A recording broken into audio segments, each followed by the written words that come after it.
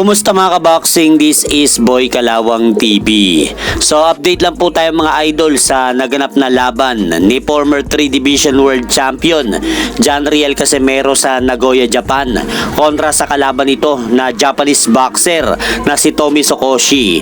Good news mga idol dahil sa kakatapos lang po na laban ng ating pambato na si Cuadro Alas, tinalo nga po nito ang Hapon na si Tommy Sokoshi sa pamamagitan ng technical knockout sa round 5 ng kanilang laban. Matapos nga pong makatikim kay Casimero ng isang pamatay na signature left hook na kumonekta sa pagmumukha ni Tommy Sokoshi upang bumagsak nga po ito sa ika-5 round.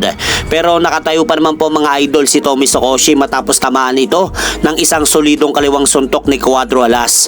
Pero nakita nga po mga idol ng referee na groging-groging nga po ito si Tommy Sokoshi, kaya ipinatigil na ng referee ang laban.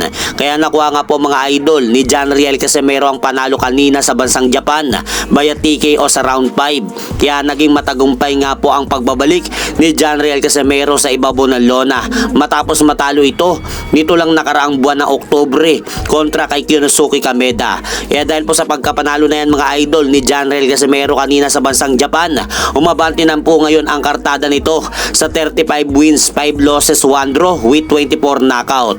Habang bumagsak naman po ang kartada ni Tommy Sokoshi sa 11 wins, 6 losses. Kaya binabati po natin mga idol si former 3 Division World Champion Janriel Casimero sa kanyang matagumpay na panalo sa bansang Japan kanina kay Tommy Sokoshi. At sa naganap naman po na laban ng isa pa nating pambatong Pinoy na boksingero na napalaban din sa Nagoya, Japan na si Kenneth Labebroy Luber.